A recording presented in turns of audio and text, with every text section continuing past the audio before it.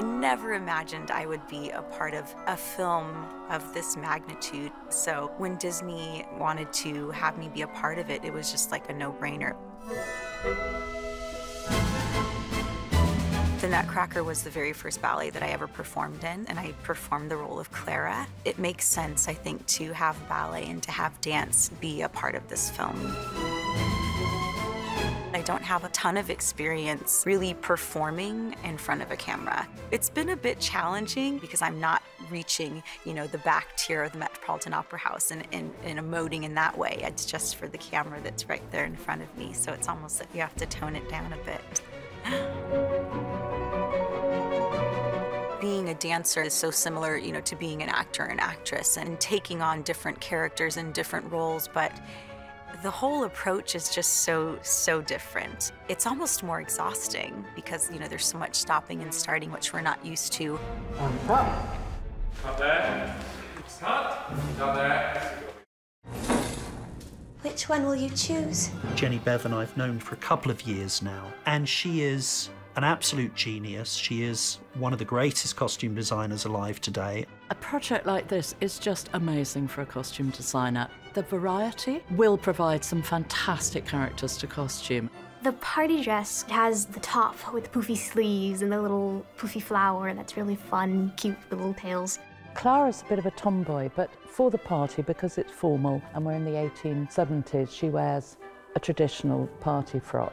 You kind of can feel the fabric moving, like if you jump or something, it all kind of moves with you. And I love the bustles that I have. I absolutely love them. You look like the daughter of a queen. For the pageant, Clara then wears a frock that we imagine is something in the realms that would be very princess-like and a great opportunity for a really fantasy look.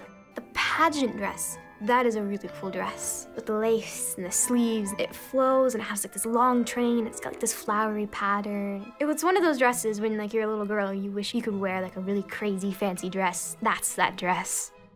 We're on one of these streets and they've completely transformed it into a Victorian street. There's snow on the ground, there's people in the crazy outfits, there's a bunch of carriages drawn by these beautiful horses. It was kind of like we have gone back in time and we're now in Victorian England. Then when you get to our magical world of the Four Realms, each of those different worlds has its own natural colour palette. The land of ice and snow, of course, would be whites and icy blues. Flowers are brightly coloured, and land of sweets are more synthetic, saturated colours. Where am I? You're in the Christmas tree forest, but that is the fourth realm, which is currently at war with the other three realms. The fourth realm has a different colour palette in that there's sort of reds and golds and blues, but they're very faded and worn down to sort of reflect the dilapidated state of that realm.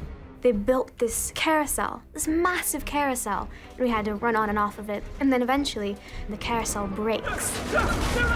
It was incredible.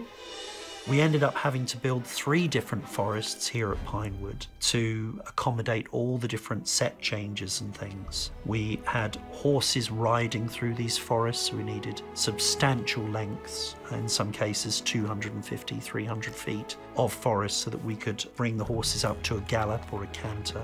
And of course, the extension of these forests was done using traditional painted backings. 28, take 1, A camera.